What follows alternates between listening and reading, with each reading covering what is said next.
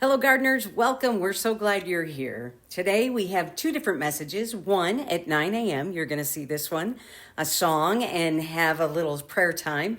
But then also at 10 o'clock, you can come back for our jazz service. But for now, we're going to leave the manger just a few days ago and celebrate Christmastide with this story from the gospel. It's actually one of the few stories we have of Jesus as a young boy, and he's 12 years old. Today, we're going to look at growing in wisdom. We're glad you're here. Amidst the excitement of this Christmas, let's take a few moments to center ourselves as we welcome the promise of new life.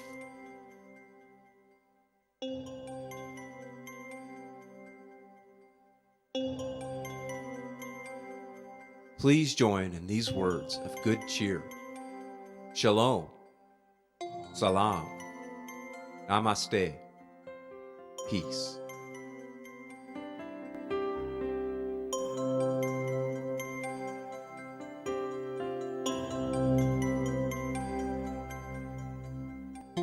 And together now in spirit, let us savor the ingredients from all 5 weeks of the waiting we call Advent. Please relax, close your eyes, and breathe together with me. Breathe in, relax, and breathe out.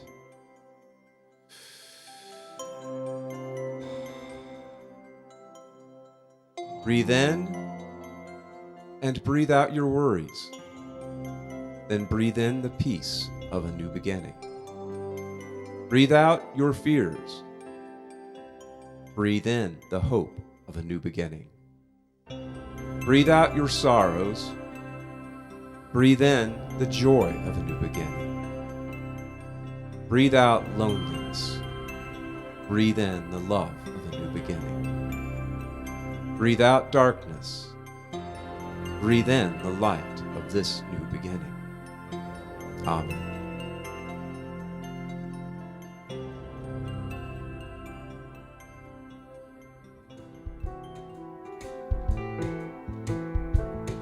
What child is this you laid to rest on Mary's lap is sleeping, whom angels greet with anthems sweet, while shepherds watch are keeping. This is Christ the King, whom shepherds guard and angels sing. Haste, haste to bring him loud, the babe, the Son of Mary. So bring him incense, gold and myrrh, come peasant king to own him, the King of kings, salvation brings. Let loving hearts enthrone him. This is Christ the King, whom shepherds guard and angels sing. Haste, haste to bring him loud, the babe, the Son of Mary.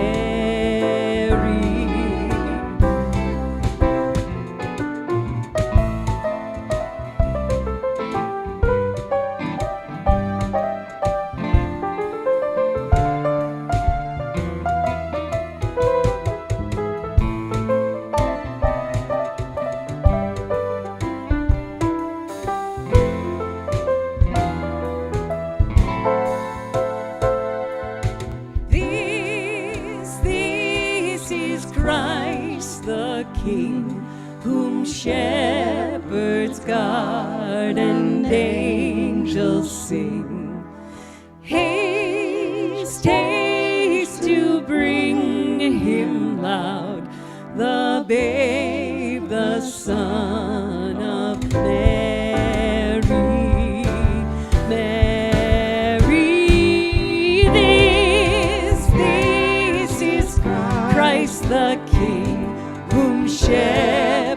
garden, angels sing. Haste, haste to bring him loud, the babe, the Son of Mary.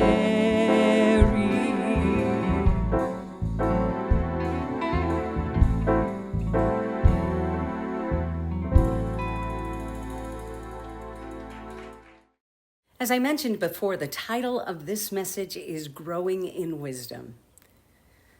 Now, on this Sunday following Christmas, we leave the manger and we fast forward 12 years.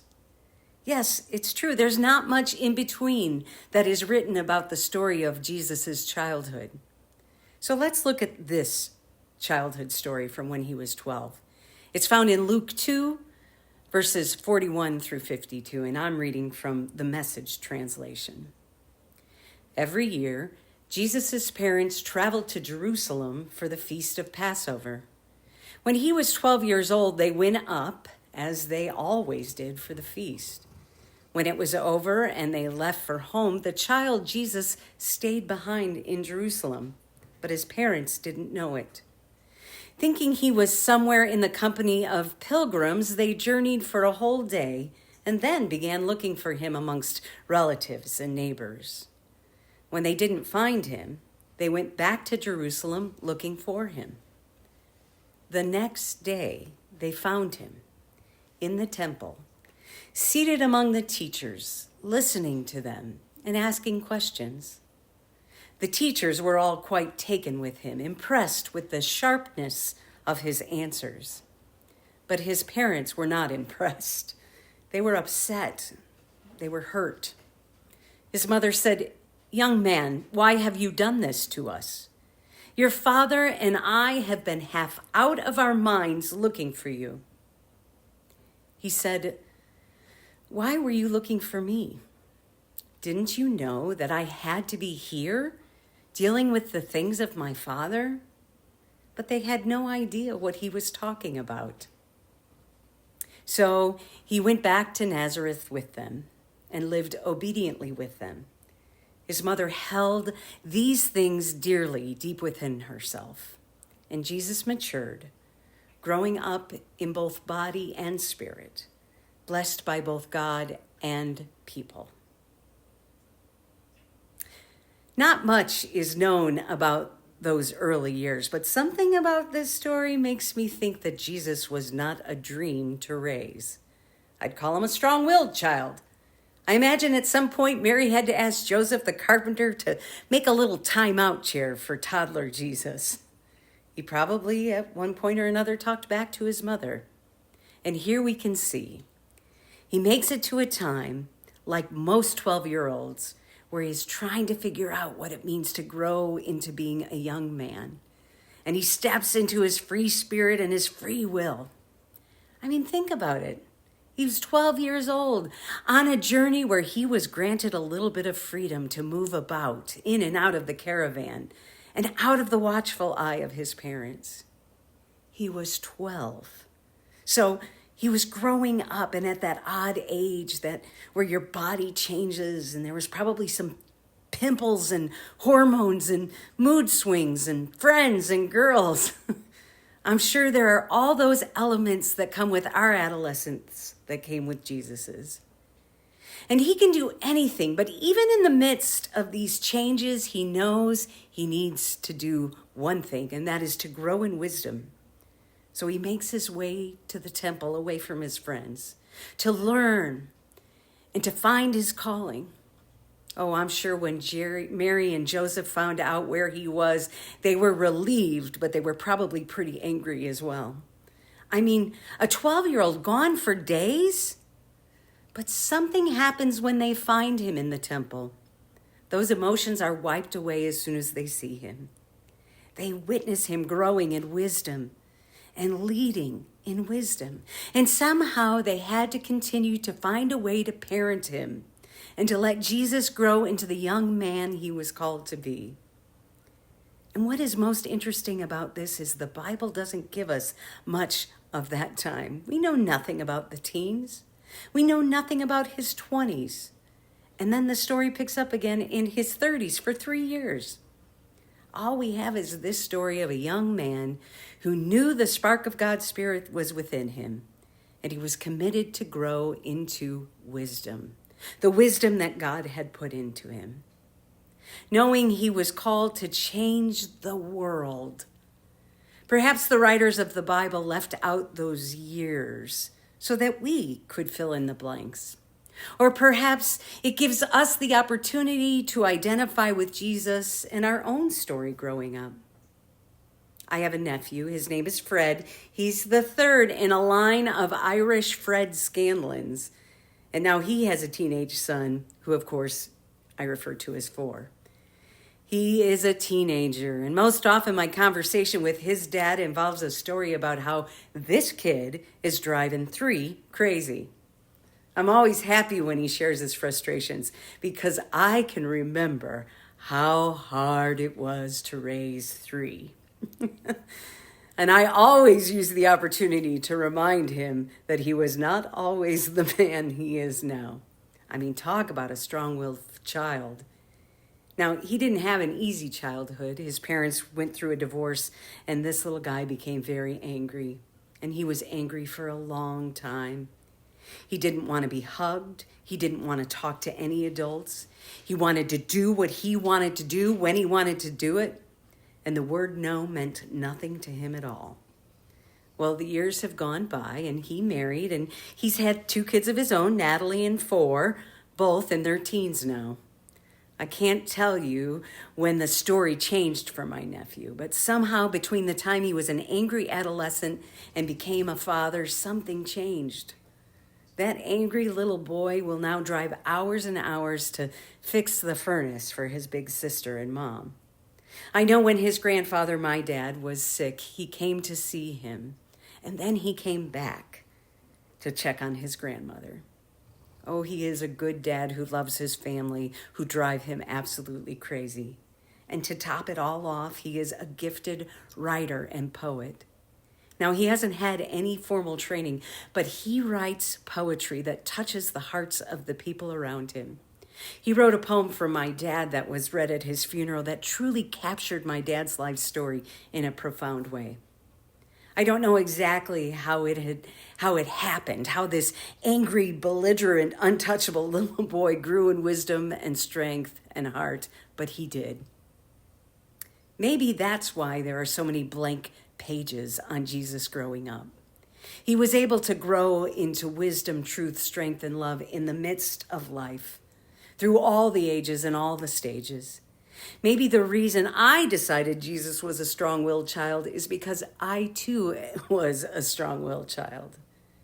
For me, this story serves as a reminder that Jesus, in all of his humanness, grew up in this world just like us. That he knew he had different choices in life, and the only way to grow up is to explore life beyond that which we know, to commit to growing in wisdom all of our days. Now, as we step into this new year, I wish to encourage you to be mindful of where you've come from. What was your life like growing up? Where were you on the journey? Were you a strong-willed child? Did you play by the rules? At what age did you start discovering the gifts that God has blessed you with? The truth about life is that we are always growing in wisdom, truth, and love. We are all called to grow in wisdom all of our days. Jesus grew in wisdom through adolescence, his teens and his 20s, and we don't know a thing about what happened during that time. But we do know that he did get in touch with the spark of the divine spirit, energy, and life that was within him. Because he did, it has made all the difference for all of us. As we prepare for this new year, may we too have a willingness to grow in wisdom. May we have a willingness to step into the new year influenced by the spark of God's Spirit that is within us. Now, next week, we'll continue our annual tradition of finding one word or a star word to guide us on the journey in the new year. We'll include a list of those words on the website here. And I want to encourage you to prayerfully consider this week what your star word or word of the year will be. Remember, there are no rules. Now, some will find that word in a minute. Others will want to do study. Others will want to look back, and others will want to look forward. In fact, think about it. What is it that you want to accomplish in the year to come? And then I invite you to think about that and just put words in your head. Whatever it may be that you need to do, I encourage you to step into the process with curiosity, to share in prayer with God and conversation with God, asking for direction on choosing a word that will guide you to a richer, fuller life in 2025. For just as God worked through Jesus in the whole of his life, the stories we know in the blank pages, God will continue to work in the world too, through our lives today. Just as my nephew, Fred 3, found his gift as a writer along the way, you too will find the gifts for living a richer, fuller life. And God will provide direction for you too in 2025. All you have to do is look, listen, ask God for guidance, wisdom, and help, and God will provide. Will you pray with me? God, grant us the wisdom to live life to the fullest. Open our minds and hearts in ways that your guidance will lead us to a richer, fuller life in the year to come. Help us to continue to seek the path that leads to growing in wisdom in 2025. Amen. All right, friends, I hope you have a happy new year, and we will see you on Sunday. But for now, go in peace, and may the love of our God be yours today, tomorrow, into the new year, and thereafter, forevermore. Amen.